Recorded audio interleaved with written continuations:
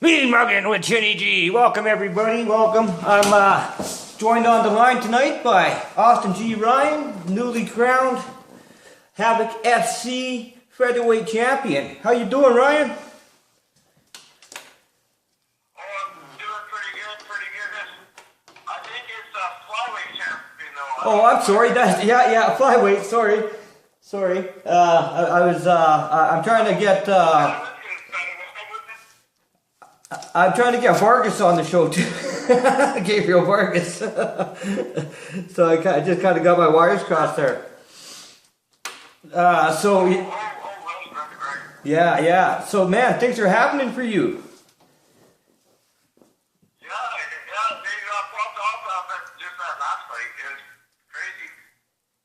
No doubt. TKO punches. Very nice. Sorry.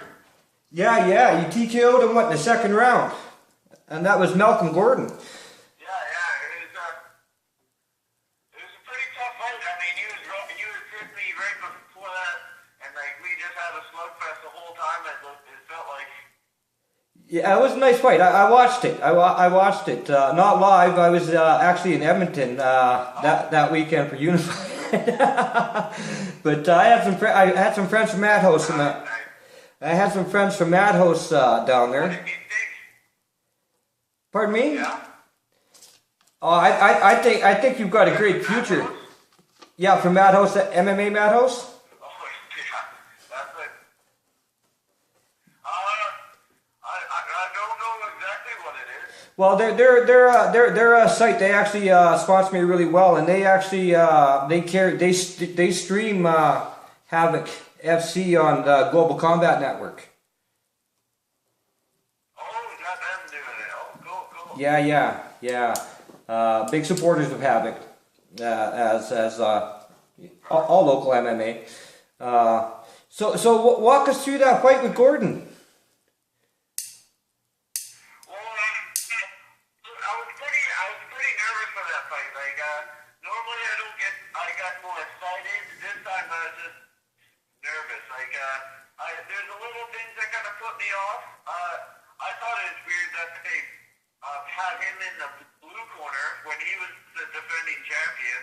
And I don't know, I did feel like that was kind of awkward. I was like, but it's just little things leading up to the fight. It's just all in your head.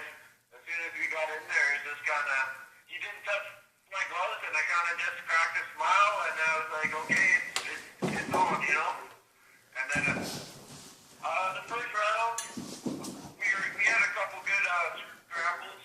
He took me down, and I should have defended the takedown a bit harder. But yeah, he took me down. I think I ended up maybe standing up, or I actually tried to go for a go-go plata. That just kind of popped out, and for a second there, I was like, oh, if I get this, it'll be nice. But he wouldn't tap anything like that, and it wasn't that good at all either. So Yeah, but you guys threw down. as the fight went on, yeah. And I think he got a guillotine off the scramble too, which was actually pretty tight. But I was able to just cage walk, and I tried to walk up a long flucho, but I didn't get that either. Right. But And then,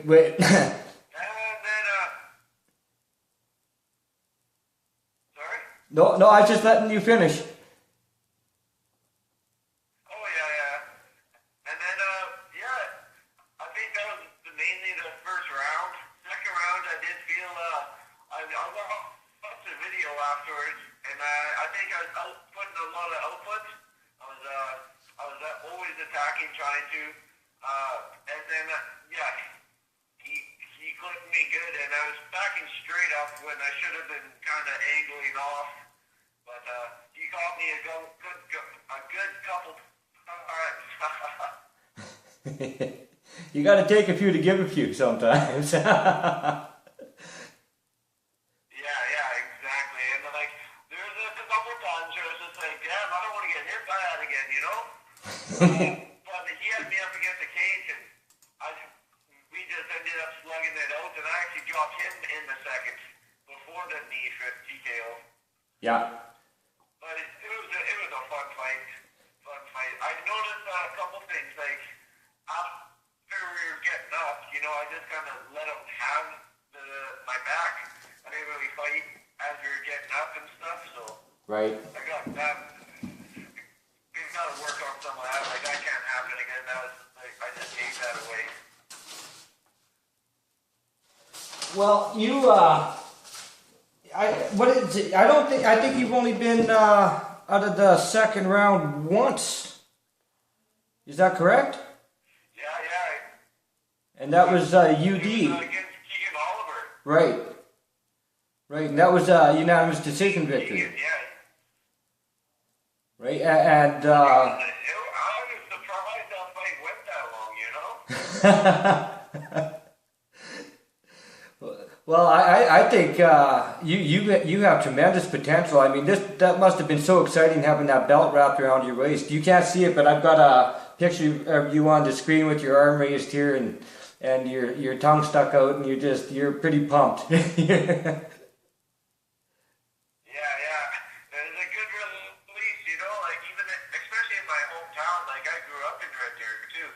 Right?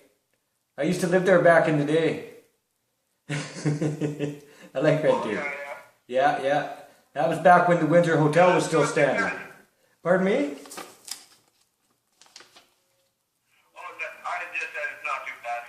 No, it's not too bad. I liked cruising out to Sylvan Lake and parting around out there on the weekends and whatnot. It's changed a lot since I've lived there. The pavilion wasn't there then. That's been 20 years now. So it's been that long, eh? Oh yeah. Since I lived there, I've been everywhere else since then, coast to coast. But for you now, that brings you up your record up to what now? 6-0? No, it's only 5-0 as a professional. Right, but. And then I did have 2 amateur fights. Right. And you won both of those as well. Yeah, I did actually, but they get him wiped off your record or whatever, or have you. Yeah, but people. It's actually kind of cool though. One of the guys I fought in amateur, I fought in pro, and I finished the exact same way, exact same move. Right on. Right on. But you're fairly well rounded. You're good with your hands and you're good on the ground as well. Well, thank you. I mean, you got to be if you want to be the best, you got to work at everything. And I've always, after my last couple fights, I really tried to improve my footwork and stuff like that. Right. And then your striking just comes from your footwork. So I feel that also improved quite a bit. Well, I thought you were extremely impressive in your last win, man. I mean that you know, to be able to throw and to eat a few, to take a few, like we were talking about earlier, and still maintain that composure because he tagged you good. Thanks. Yeah. It's I don't know how I did it either. It's just you just gotta buckle down, right? That's the warrior spirit, my friend.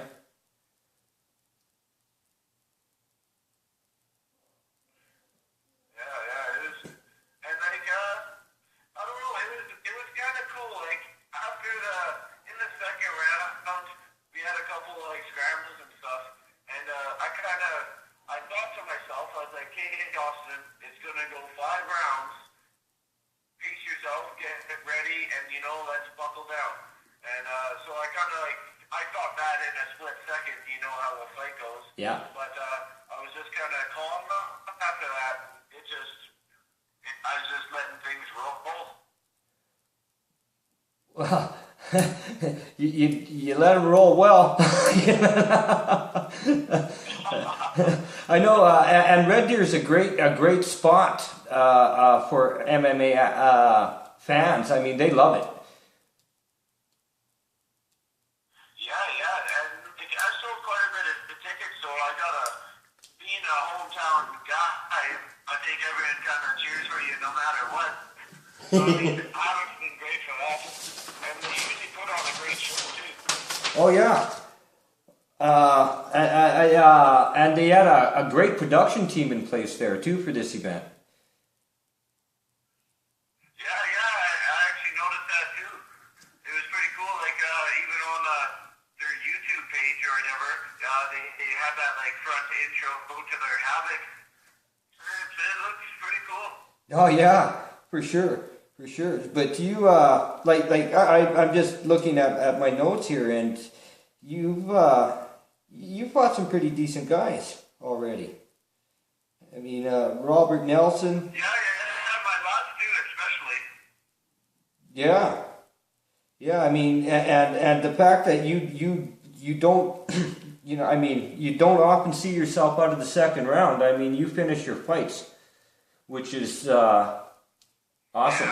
Awesome. Everybody loves a finisher, man. Chinny loves a finisher. Mean-Muggin finishers, yeah. Just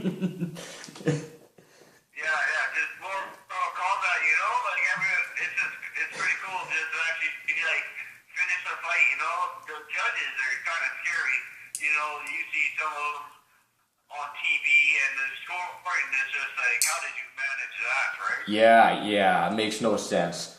And even some of the refereeing can be pretty ridiculous at times when, like, just with the bad calls and ridiculous stoppages and whatnot. So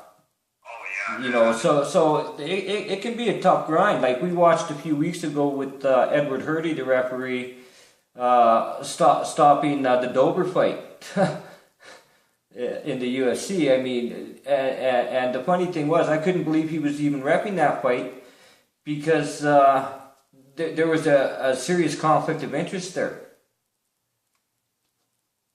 Was that the one where he was had the choke from side control or something like that? Yeah. And he stopped. He said Dober tapped, and Dober never. He said Dober was finished, and there was just no way. He couldn't finish the choke from that area, and Dober was already out of it when he stopped the fight. It was ridiculous. But what are you going to do about that? Yeah, I caught that. I was so bad. But so I've always just try to be a high-paced fighter, Yeah. Win this fight, get that money, in the know. Right. It's not all about the money, but I mean. Well, the money will come. I mean, you're already building a name for yourself. 5-0. That you're building a name for yourself. People pay attention to that. You've got a strap around your waist from a reputable organization. HAVOC FC, everybody! Arr, HAVOC FC. Chinny loves HAVOC FC. Mean-Muggin, yeah. I do my Mean-Muggin. Yeah.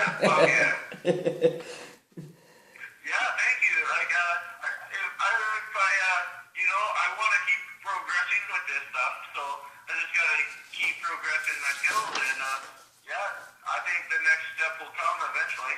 Well, what were your sports growing up? I mean, you're obviously an athletic guy. I didn't really play too much sports. I mean, I came from a mother raising 4 kids, so we didn't have the money. I mean, I played recreational hockey as a kid. I liked hockey, and then I just skateboarded as a teenager, and then I didn't do anything in high school. I just started getting into MMA afterwards. Oh, you're a late bloomer. What did you go straight? Did you go straight to MMA, or did you start in a different discipline? I would say I kind of started in Brazilian Jiu-Jitsu. I started doing that with Arashi-Do, and then started doing some of the Muay Thai classes, just before class or after class at the time. And then I just met some friends, and we just started doing the MMA class. It was actually a pretty smooth transition. Right. Well, once you got the striking and the ground game behind you, that'd be a smooth transition for you for sure.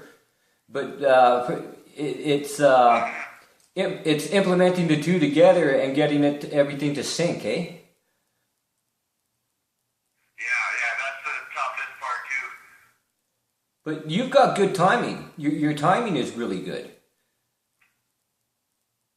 I've actually considered timing one of my strongest suits. You know, like it's a tough thing to have. You know, if you're too late, they got you. If you're too soon, they got you. You know, it has to be perfect. Yeah. So what's next on the horizon? Do you know? Myself? Yeah. I'm able to continue training at the moment. I'm gonna start. I did some strength training today. I want to just continue on that. Continue getting stronger. Continue getting better. I would like to work on my boxing a bit more. I mean, I did get hit pretty hard, so if I could start moving that a bit, and just keep getting better. I have no fights lined up at the moment, although I'm sure there's plenty of guys wanting to take my head off. Oh, I'm sure they all want that strap. They all want that strap.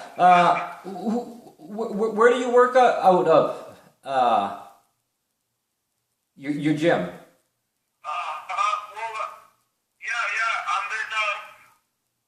I went in Absolute Fitness, doing my strength training there, and my conditioning there. I actually goes where I do my mixed martial arts, everything like that. Like my coach Gary has been pretty fantastic.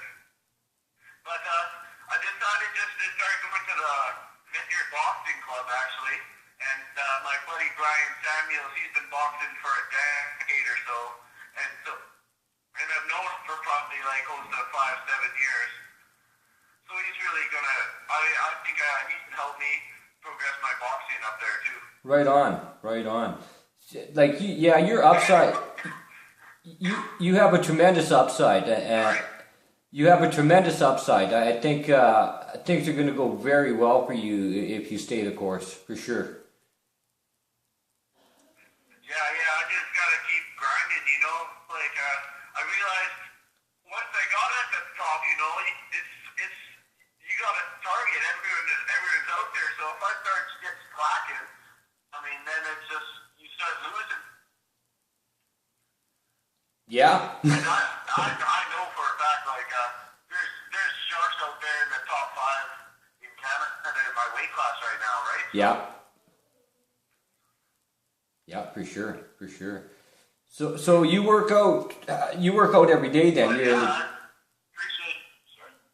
Yeah. You're in the gym every day then.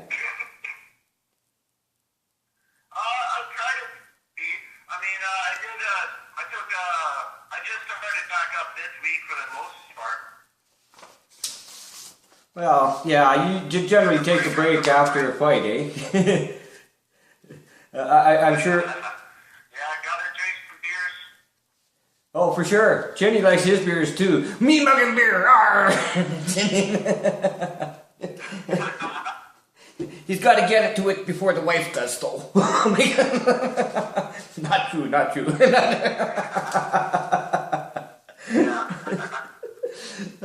So I would imagine your family's got to be damn proud of you, man.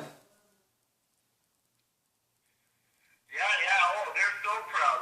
It was funny. I was in the Red Deer Advocate and paper and stuff like that, and at my grandma's nursing home. Yeah. And they saw that. She's just like, "Oh, that's my granddad." So she was kind of a celebrity amongst her friends there. Oh, right on. So it must have been, I can't imagine. I'm not a fighter. I take some Brazilian Jiu-Jitsu, but I'm not a fighter myself. And nobody's proud of me. No, that's not true. I'm proud of me. I love me, man. No, things are good. But in my day, you know, MMA was just, it wasn't around. You know. Yeah, for us growing up, you were either, you were taking boxing, karate, kung fu, down at Spears or whatever, but MMA just, it wasn't heard of. I was, I had to be almost 20 before MMA actually broke with UFC 1. You know, and you have...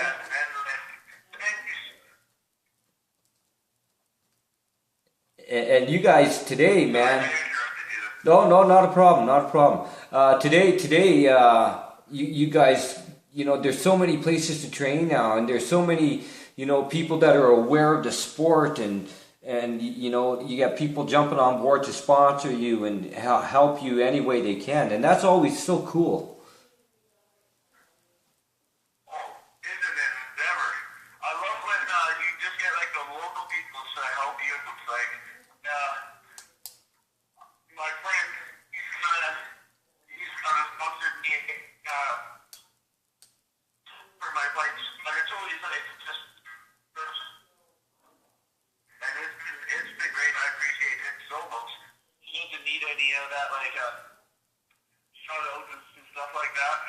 Yeah. Well, hey man, if you want to give anybody a shout out, you feel free. You go right ahead, my friend.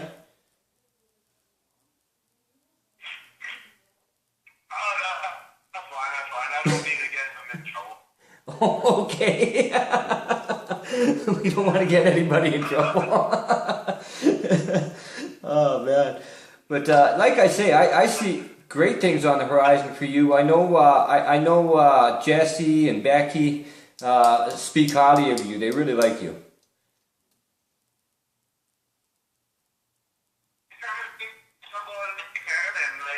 just have to be a good person, and you can get one engaged and fighting and getting all that. Holding your chin high the whole time, you know. Yeah.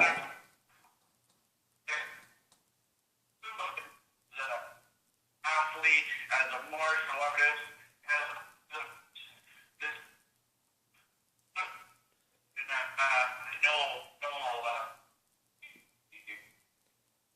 Well, hitting technical problems here. You're fading in and out. Are you there, Ryan? Or Austin? Yeah. Okay, I thought I lost you for a minute. Can you hear me? Yeah, I can hear you now. You're just kind of fading in and out. It's probably the weather up here. It's crappy. I'm up in Cold Lake. So Oh, is that right? Is that right? Yeah.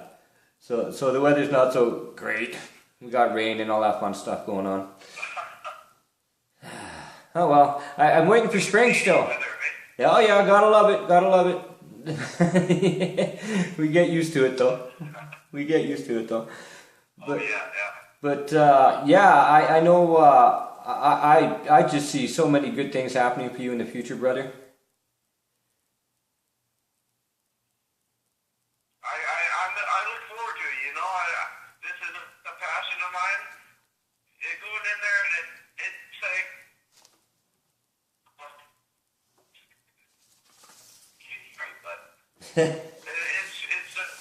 it's weird. You gotta love it. Well, it's got to be cool that, I mean, you've never tasted defeat. You know, overall, Ami and Pro. That's true, but I like to lose. Well, I don't like to lose, but you can learn losses from other like grappling tournaments and Brazilian Jiu-Jitsu tournaments and stuff. I go compete whenever and wherever I can. Right on. So I lose there, and I'm like, yeah, good job. There's no shame in losing in those. I don't think. No. In an MMA fight, I mean, Well, losing is good. Like you look at some of these guys right now out there, and let's take John Jones for instance. Now here's a guy. He's never lost a fight. The Hamill thing was a bullshit decision. It shouldn't have went down like that. I don't think he should have been DQ'd in that fight. That's just my opinion. And he's never tasted defeat. And I think it's bad for him actually. Once Sarah took out GSP, GSP totally changed. after that. And a lot of people, they don't appreciate the grappling aspect of MMA. They want to see guys stand and bang. But for those of us that have an appreciation for the grappling aspect, what GSP does is amazing. But after that loss, after his loss to Sarah, it changed how he did things. And he never looked back. I think it was really good for him. Even he said he was living life like he was a rock star. He was partying, he was doing this. And after his loss to Matt Serra, he changed all that. Just a good reality check, like. Oh yeah, for sure. No doubt about it. So I would imagine you'll probably be up. So sorry? Nothing. I was interrupting you again. That's okay, man. Everybody interrupts me. It's okay.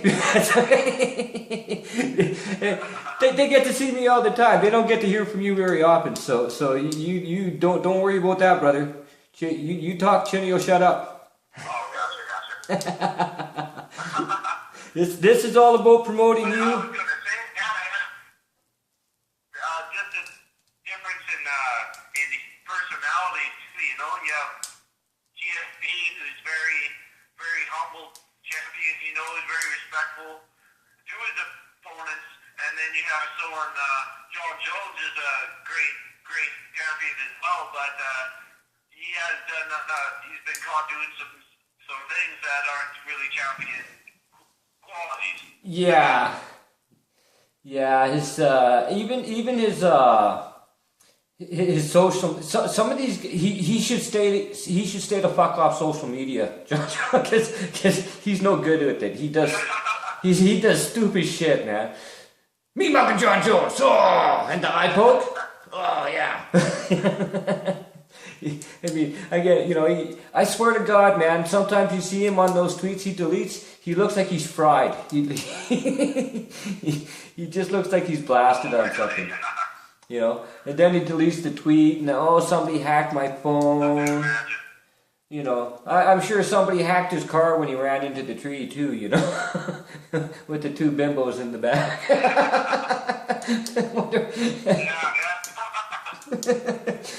Sorry, John, I like taking shots at you. It's a lot of fun. Oh my God. Oh yeah, he's the best fighter in the world right now. Yeah, there's no doubt about it. I mean, the guy has unbelievable talent. It's just,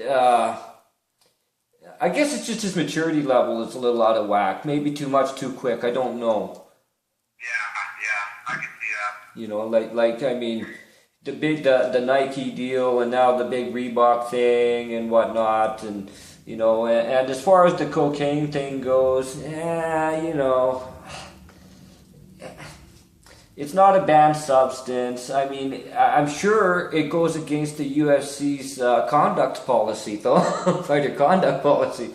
But they fined him $25,000 for that, and but that's it. No suspension, no, he spent 12 hours or some such thing at being evaluated at a rehab center, and he doesn't have a problem. He's a outpatient there, and I don't think he has a drug problem. I really don't. I think he did something stupid, like a lot of young people do, like I did, like a lot of young people do. He just made a bad play. And it's.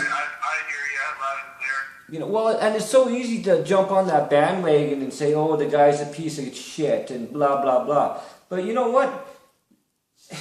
People forget. People are so quick to throw stones. They forget that this is a young guy, and whether he's in the public eye or not, whatever, he's still a person. He's still a human being, and he's still, susceptible to doing stupid shit, just like any of us are, right? Exactly. And I can just imagine if I ever get to that level, I mean, how would I react in certain situations too? Like, I get pissed off when people cut me off in traffic. I'd be so mad if I someone gets out and I'd be say, oh yeah, well, let's fucking do it, buddy. And then I'll get in so much trouble. Yeah. But yeah, it's funny. It's funny like that. But I gotta tell you, man, that belt looks real good around your waist, brother. I think Perfect, yeah. it does. I feel great about it. It does, and I know there are people they got you in their sights, like you said earlier. But I think just from watching your fights, I think that I think you've got a lot of upside, man. And I don't really see anybody in the near future jumping on you to grab that belt from you. Your record speaks for itself. I mean, you come in to finish fights. You've gone to a decision once, and it was a dominant decision. Yeah. And I think Go ahead. Go ahead. I just always gotta get better, and I like watching my fights, my previous fights, and just picking holes and picking things that I can improve on. So I'm always trying to be a different fighter, a best fighter than the one who is last guy. Right. Last Austin. Right. I know Tim Hague says the same thing. And even Rama, it's the last fight is the last fight. I want to build off that, and if you're not building off it, if you're going to get stagnant, and we can take somebody, we can take a heavyweight right now, Roy Nelson, and he has a great, tremendous jiu-jitsu game, but he likes to do the KO, so he's become one-dimensional. So people defend against that. They know what's coming. So yeah, you're right. And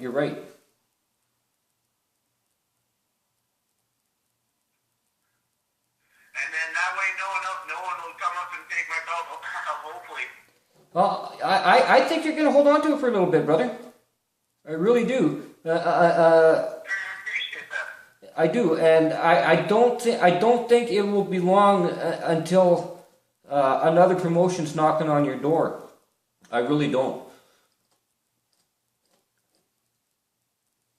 That would be the plan.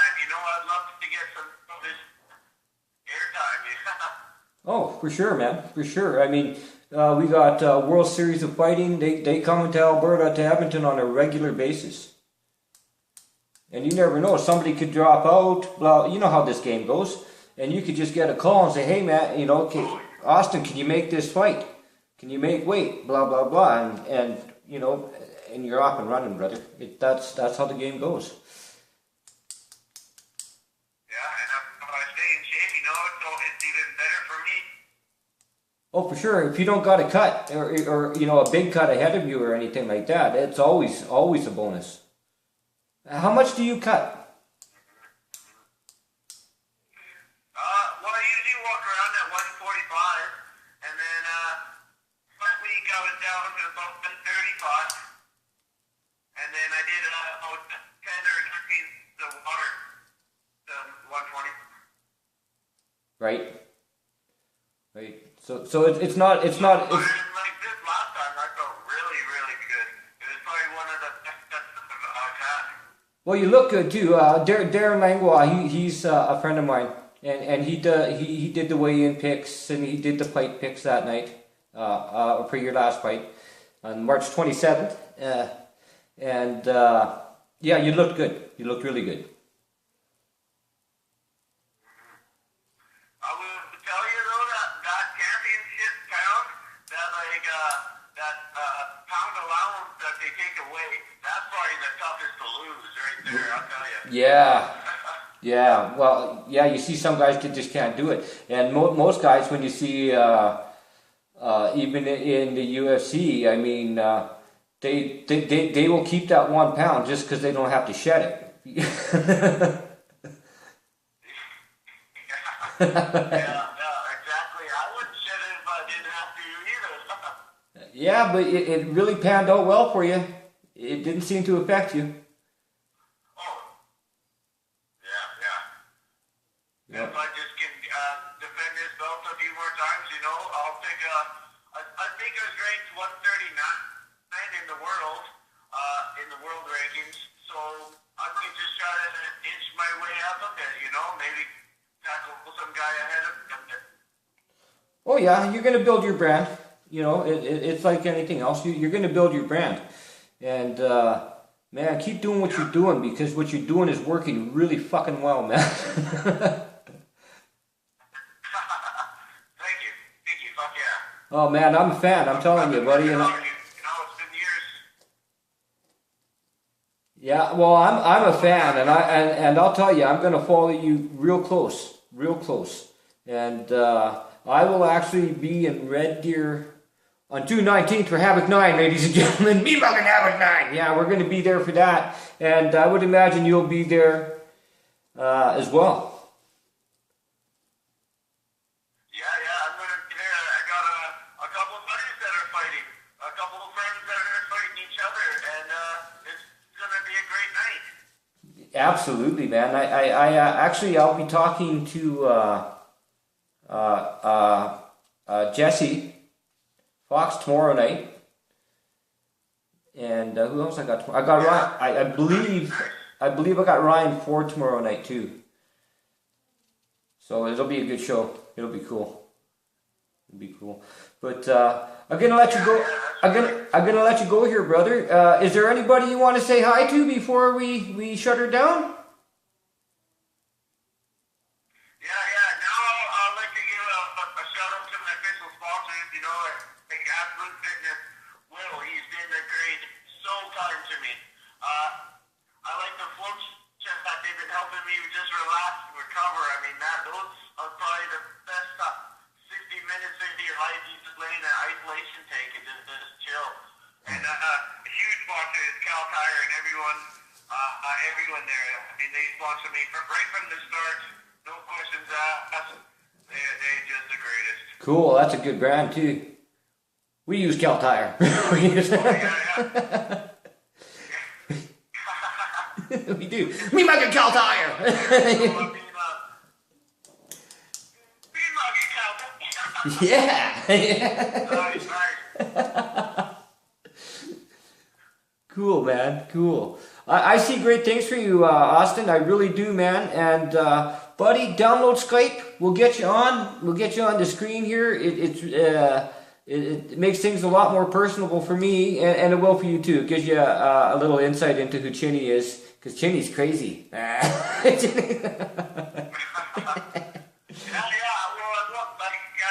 I watched episode 19 just yesterday, and I was just like, it was very entertaining. I'd like to get on the Skype, but I just gotta work some systems out. Oh, no worries, buddy. It'll come, brother. You go to Dell and tell them you need a computer. say listen. Yeah, that's exactly what I do. That's awesome, my brother. Well, but Austin, you have a great night, buddy, and we're going to catch you next time around. Thank you so much. Sounds good, Chinny G. Mean-Muggin. Mean-Muggin. Thanks, brother. Have a good night. See ya. All right. Thanks, you too.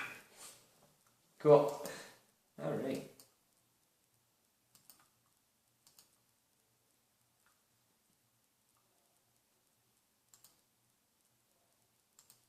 Nothing working here?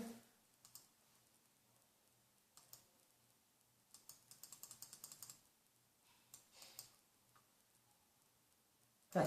Didn't want to shut down. Well, hey, that was a good show.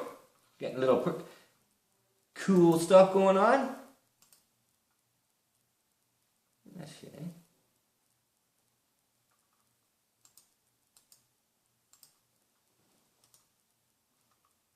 All right, so shout out time to my friends at MMA Madhouse. They carry Chinny G. Lots of big support for local MMA from MMA Madhouse. Proud to be a part of that team. Oh no, I lost everything. I sure did. Okay. Shout out Global Combat Network, sponsored by First of all, Mean-Muggin, MMA Madhouse, love you guys. And then we got Global Combat Network, sponsored by Draco Impact Sports. You can follow them at www.dracosports.com. You can order almost anything you want, combat sport-wise, off of that site. And I'm telling you, man, best gear you're going to ever get your hands on. Next up, big shout out to HAVOC FC. Thank you so much for loving what Chinny does. I really appreciate it. Thank you very much, Austin Ryan, for coming on the show tonight. God bless, man. What a great guy. And next up, I'd like to say, Jake Hirsch, man, get well soon, buddy. I hope everything's okay. I understand you're having a little doctor's issues here. You're at the doctor's office today, so I hope everything's okay with you, brother, because I love what you do, man, and if you can't talk, well, that just blows, yeah. Anyway, that's it for Chinny. Mean-Muggin with Chinny G. You guys have a good night. We'll talk at you later. Peace out, my friends. Be good to one another, my brothers and sisters. That's all we got at the end of the day. Peace. Never likes to turn off.